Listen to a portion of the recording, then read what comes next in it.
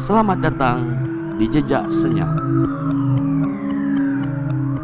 Konten kita yang pertama akan membahas sisi lain dari Aceh, yang masyarakat Aceh sendiri masih sangat tabu untuk membahasnya. Karena kali ini kami akan membahas soal pembubaran konser musik. Ya, di Aceh.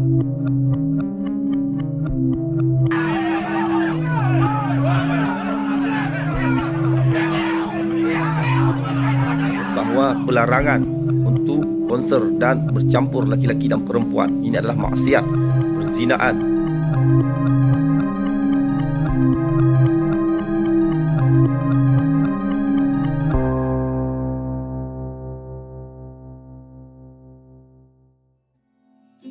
Bagaimana kau begitu candu dikala ribuan hal membuat ragu, titik semu yang ku idam sejak lama datang dan mengubah paradigma. Nama saya Pengki Arindi, musisi folk asal kota Lok Sumawe, Aceh. Sejak kapan jadi musisi, nggak pernah tahu sejak kapan jadi musisi pastinya. Mungkin dari pertama kali kenal musik, mungkin kelas 6 SD. Ya pertama kali belajar musik lah, kelas 6 SD, SMP.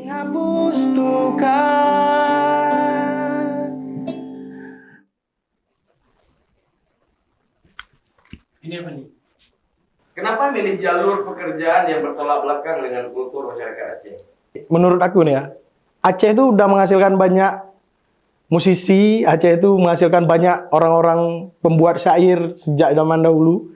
Sejak zaman Indatu-Indatu kita udah banyak musisi penghasil karya seni bagus di Aceh itu. Jadi menurut aku pribadi, musik atau seniman itu termasuk dari kultur bangsa kita juga.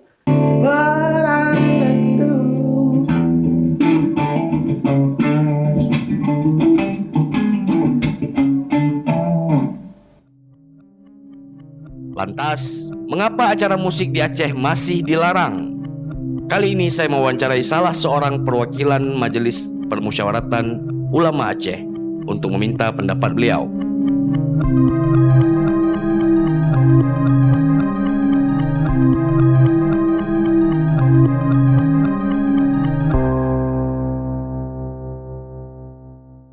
Benarkah musik dilarang dalam agama? Oke, baik. Terima kasih dalam hal pertanyaan yang pertama sekali. Jadi dalam pandangan agama atau yang disebut dalam ilmu fikih ya, ilmu fikih musik ini dilarang, terutama karena adanya hadis-hadis Rasulullah yang menyangkut dengan musik. Bahkan di dalam ayat Al-Quran juga ada dikatakan bahwa musik ini adalah bisa melalaikan waktu. Yang kedua, musik ini juga membuat orang lalai untuk mengingat Allah Subhanahu wa taala. Sebenarnya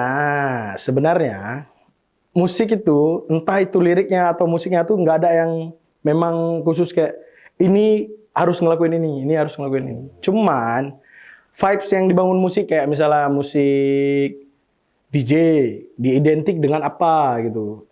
Yang membawa itu bukan musiknya sebenarnya, pribadinya.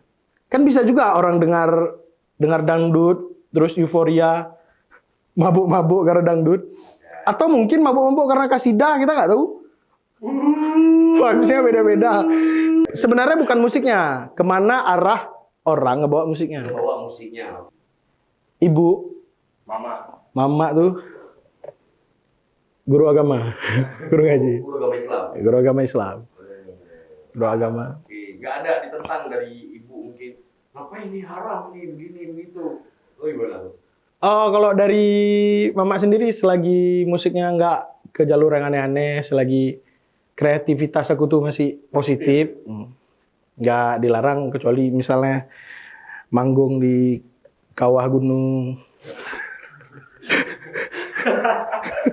Jadi kalaupun saat ini anak-anak muda kami belum bisa menahan nafsu dalam hal musisinya, merilah secara pelan-pelan untuk mengurangi dalam hal untuk berbuat musisi di mana saja. Sebab kalau karir ini terus diteruti, tentu persoalan yang ada dalam larangan agama itu tidak bagus. Artinya menjadi sebuah keharaman nanti terus-menerus, akibatnya fatal sekali. Gimana tanggapan kau tentang fatwa para tokoh agama soal musik yang mengatakan haram dan semacamnya? Oke, itu sebuah fatwa yang menurut aku keren ya. Keren. Karena setahu aku ada juga ustadz-ustadz atau orang-orang yang berdakwah melalui musik kayak Opik, Rhoma Irama, satunya itu legend, satu Indonesia tahu dan semua orang suka musik Rhoma Irama. Maksudnya musik yang seperti apa yang diharamkan itu loh maksud aku. Tapi kan nggak menutup juga dengan musik-musik yang ngebawa kita lebih dekat sama, lebih menguatkan keimanan. Ada lagu-lagu religi, lagu-lagu yang tentang kehidupan kita kayak gitu. Kenapa Peggy nggak pilih nyanyi lagu-lagu religi? Nah, gini. Di musik aku tuh mungkin nggak ada yang tersematkan bahwa ayo sholat, ayo ini. Tapi dalam beberapa lagu itu aku ngutip kalimat-kalimat bagus, misalnya kayak dari Jalaluddin Arumi. Ada pesan-pesan sufistik di dalam. Ada pesan-pesan sufistik, cuman nggak yang langsung bisa ditangkap. Misalnya kayak ayo ini, ayo itu, nggak. Misalnya pakai bahasa-bahasa yang lebih puitis gitu. Cek suara Pak. Menurut saya kalau kalau kita lihat daerah kita adalah daerah berlakunya syariat Islam, di Aceh khususnya dan Luk Semawe atau khususnya Luk Semawe pada umumnya di Aceh, masalah musik sebenarnya dari sudut pandang Islam ada kesenian itu ada. Karena begini, namanya manusia kan dia punya pandangan mata, perlu memandang yang indah-indah. Kemudian telinga juga kan perlu mendengar yang indah-indah. Cuman kalau kita lihat sekarang musik-musik itu lebih banyak mengarah kepada yang menggairahkan hawa nafsu. Tapi alangkah baiknya kalau musik-musik itu umpamanya ada gambus, kemudian lagu-lagu yang bernafas Islam, itu sejauh itu dibolehkan menurut Islam. Apa tindakan Abu sebagai salah seorang tokoh agama atau ulama ketika melihat konser musik tetap dilaksanakan di Kota Lusmoyo? Sebenarnya kalau istilahnya kami ulama ya, dalam peran ulama ini kan apalagi MPU itu kan, katakanlah MPU, ulama itu MPU atau sebagiannya bukan kan, hanya memberi fatwa hukum, memberi pernyataan bagaimana hukum halal atau makruh dan sebagainya. Adapun tindakan aksi yang di lapangan, yang melarang, yang membackup dalam pelaksanaan sesuatu yang dilarang oleh Allah, kami tidak ada ranah atau tidak ada jalur untuk bisa membuat aksi-aksi tertentu. Bagaimana pendapat Abu sebagai salah seorang ulama di Lusmoyo melihat ada ormas-ormas Islam, anggaplah seperti dan lain-lainnya, yang melakukan kekerasan atas nama Allah, membubarkan konser-konser musik yang dianggap mungkar? Itu sebenarnya ya, pelanggaran konser-konser musik yang dilarang oleh organisasi tertentu. Pada dasarnya itu dibolehkan ya, dibolehkan dalam hukum fikih. Karena ada hadis, idza ra'aital munkar, apabila melihat sebuah kemungkaran, maka kita cegah dengan tangan. Tak sanggup dengan tangan, kita cegah dengan lisan. Tidak sanggup dengan lisan, kita cegah dengan hati. Tentang elemen-elemen keras yang mengaku umat beragama tapi membubarkan dengan cara kekerasan. Nanti saya jawab. Saya tidak tahu. Yang pertama, itu Islamnya nggak pernah salah. Tentang ngelarang tuh nggak pernah salah, tentang ngelarang sesuatu yang haram atau nggak boleh itu nggak pernah salah. Yang salah nih cara-caranya. Caranya kasar, cara-cara ngebubarinnya nggak manusiawi. Mungkin ada yang sampai dipukul, sampai dibubarin paksa. Di situ letak ketidaksetujuannya.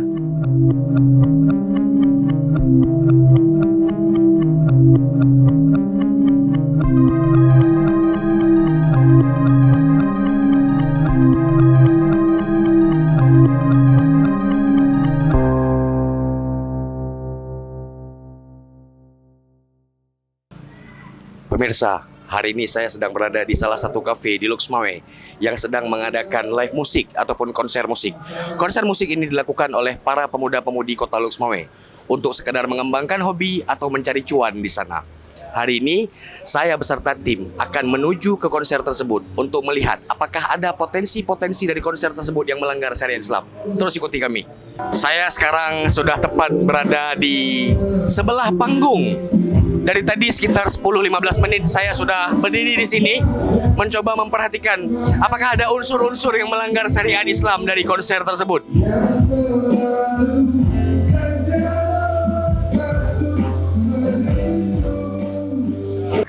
Daripada penasaran dan terlalu banyak mendengar peraturan-peraturan, bagus kita tanya langsung sama orang-orang yang dituduh melakukan maksiat. Malam, Kak. Aldi. Siapa namanya, Kak? Laila Aulia. Deketin lagi, Kak. Laila Aulia. Tinggal di mana? Kami di Kuala Simpang. Oh, di Kuala Simpang. Jauh kemari. Kak, udah sering nonton live musik atau konser kayak gini? Sering, lumayan Sering. Kalau Kakak tengok, kira-kira ada nggak yang melanggar syariat Islam di sini dari konser-konser ini? Alhamdulillah, enggak sih. Enggak ya? Kakak kemarin cuma untuk dengerin konser Iya. ya sama kawan-kawan di Luxmawe. Iya. Atau kakak kemarin mau buat maksiat? Enggak? Jangan enggak, ya? dong. Oke, makasih banyak ya. Apa namanya, Kak? Novi, Kak Novi tinggal di mana? Aceh Besar. Oke, kakak udah sering nggak lihat konser-konser musik atau live-live musik kayak gini? Kalau bisa dibilang udah 2 kali. Selama kakak nonton live musik atau konser musik, ada nggak unsur-unsur pelanggaran syariat yang kakak lihat? Enggak ada sih, enggak ada.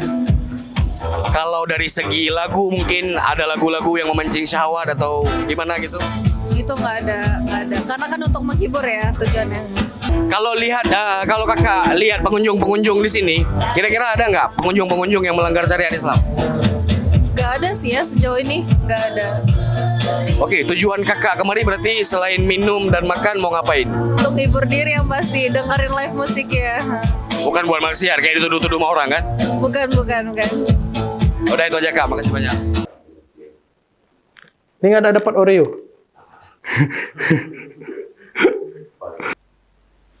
Berarti saya tanya satu dari Bapak, kalau misalnya Bapak mendukung seni musik itu sebagai ekonomi kreatif anak muda, Bapak mendukung? Menurut saya mendukung apabila bisa dijaga dengan batas-batas tertentu tadi. Kalau dia memang sudah bakat seni, dia mau juga seni, bahkan banyak juga yang berhasil kan lagu-lagu Aceh ini kan banyak anak-anak muda yang bangkit lagu dengan gaya bahasanya tapi ujung-ujungnya memberi nasihat kepada publik, kan tidak ada salahnya itu. Setuju kali lah. Setuju kali. Alasan gue berapa?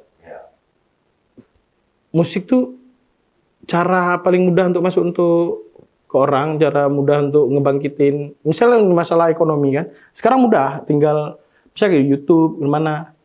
Anak-anak muda yang berkreativitas bisa ngedapat cuan atau apa yang nggak harus ngeganggu orang lain, nggak harus minta-minta. Mungkin bakal ngurangin hal-hal yang buruk di luar sana.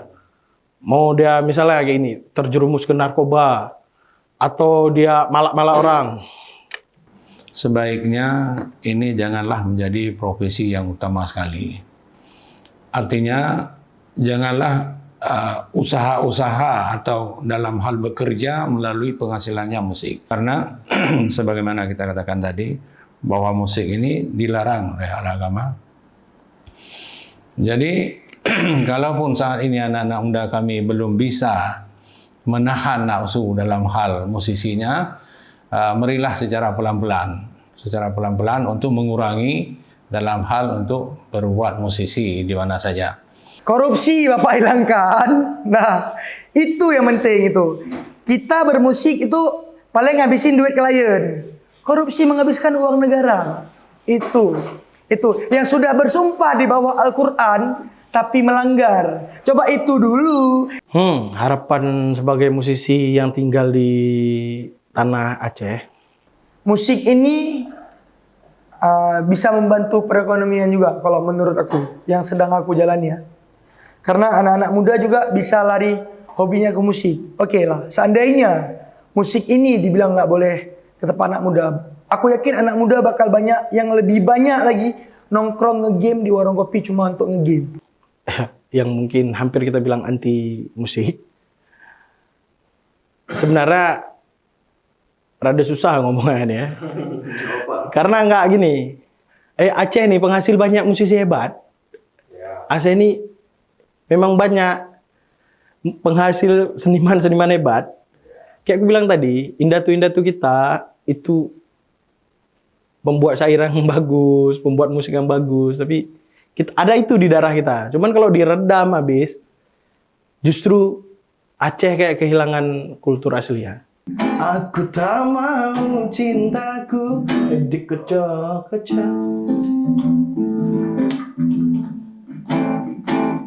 Harapannya ya mungkin disediakan satu wadah aja untuk para musisi. Dan ya mungkin dimaklumi lah, nggak usah dikurangi. Dimaklumi tentang karya-karya itu. Lebih bagus itu daripada karya-karya yang ngebayain jiwa muda atau lari kemana-mana ya kan. Isap lem bisa jadi, ya kan? Sabu bisa jadi, ya. Ganja lagi, seks bebas udah pasti. Karena apa? Mereka nggak tahu kemana. Mancing, semua orang mancing pak, nggak ada lagi ikan nanti. Habis ikan, pancing kapal selam orang nih. Kita sama-sama sudah mendengar pendapat dari para musisi, dari Dinas Syariat Islam, bahkan dari MPU.